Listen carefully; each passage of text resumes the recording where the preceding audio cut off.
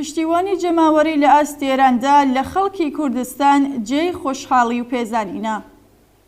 لەمڕۆدا بە سەدان هەزار کەس لە ئێرانیەکان لە نێوخۆ و دەرەوەی وڵات بە شێوەی جۆراوجۆر پشتیوانی خۆیان لە خەڵکی کوردستان ڕاگەیاندووە و جەنایەتەکانی کۆماری ئیسلامیان لە دژی خەڵکی کورد مەحکوم کردووە.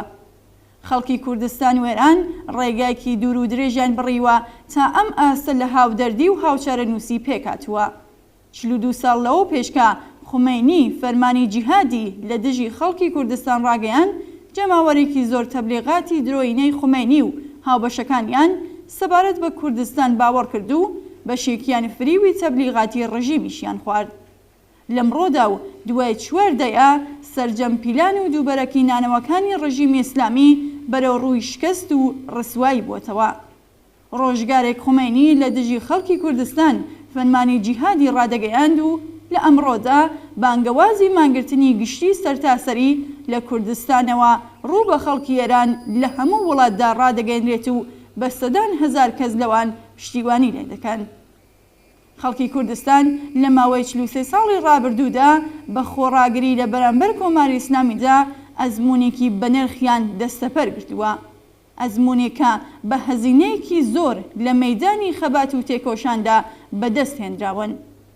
مانگرتنی گشتی سیاسی کە لە ئەمڕۆدا لە جەریاندایە و لە ئاخێزی شۆڕژگەرانەی خەڵکدا بەکاردێت یەکێک لەوانە.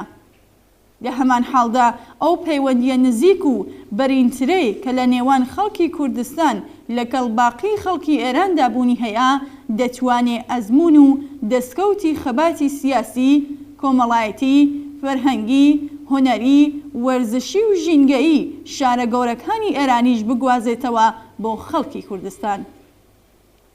خەڵکی کوردستان قەدردان و سپاسگوزاری پەیامی هاودەری و پشتیوانی بە ملیۆن کەس لە خەڵکی ئێرانن لە نێوخۆ و دەرەوەی وڵات. ئەم یەکێتی و هاوچارەنووسیە دەتوانێ و دەبێ پەرەپە خەباتی هاوبەش بدات لە هەموو بوارەکاندا. ڕژیمی ئیسلامی ڕەمزیمانەوەی خۆی لە دووبەرەکی و جودای دروستکردن لە نێوان نەتەوەکان و خەڵکی ناوچە جۆراوجۆرەکانی وڵاتدا دەبینێ. لەم ڕاستایەدا هەوڵێکی زۆریدا بودجەیەکی زۆری سەرف کرد تا نەهێڵێ ئەم هاوچارەنووسیە پێک بێت. زیاتر لە 4 دەیە کێشەی شیعە و سونی، دیندار و سێکۆلار، تورک و کوردی دروست کردووە، بەڵام تەواوی تیرەکانی بەخەدا چوون و ڕسوا بووە. شۆڕشێکی کە بە دروشمی سەرەکی ژن ژیان ئازادی بە مەرگی بێتاوانانەی ژینا ئەمینی لە کوردستانەوە دەستی پێکرد، هەموو حیسابات و پیلانەکانی ڕژیمی بەرەو ڕووی شکست و ناکامی کردەوە. بەڵام دڵنیاین کە خەباتی یەکگرتوانەی خەڵکی کوردستان و باقی شوێنەکانی ئێران ڕژیمی ئیسلامی دەڕوخێنێ. دەورانی پڕ لە جەنایەت و شەرمەزاری حکوومەتی ئیسلامی خەریکە لە کۆتاییەکانی نزیک دەبێتەوە. ئەم بانگەوازەی خەڵک و حیزبە سیاسیەکانی کوردستان و هێزە سیاسی ڕادیکاڵ و تێکۆشەرەکانی ئێران سەرەتای دەستپێکی گەلێک چالاکی هاوبەش و گەورە دەبێت کە لە کۆتاییدا حکوومەتی ئیسلامی دەڕوخێنێ.